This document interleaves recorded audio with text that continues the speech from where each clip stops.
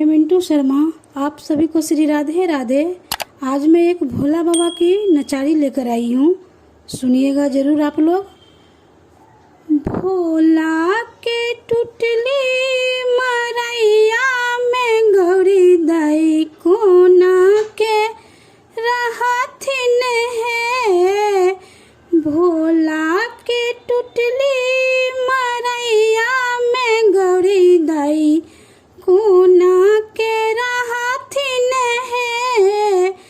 कोना के रहथिन कतेक दुख सहथिन।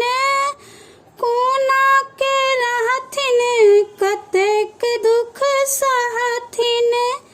भोला के टुटली मरैया में गौरी दाई कोना के रहथिन है। गौरी हमर छथिन बड़ सहलावना। गौरी हमर छथिन बड़ सहलावना। कोना के पिसथिन भांगा के गोला। कोना के पिसथिन भांगा के गोला। लोढ़ी के पड़ जेतै ठेला गौरी दाई कोना के सहथिन है। लोढ़ी के पड़ जेतै ठेला गौरी दाई कोना के सहथिन है।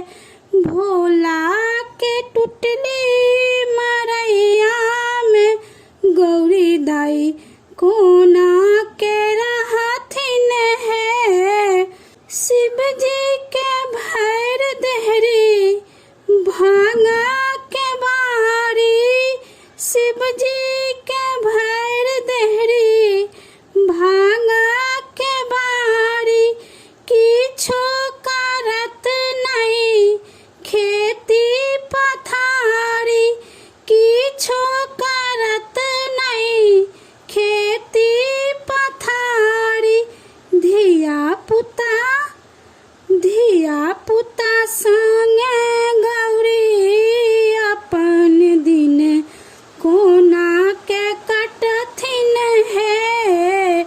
धिया पुता संगे गौरी अपन दिन कोना के कटथिन है।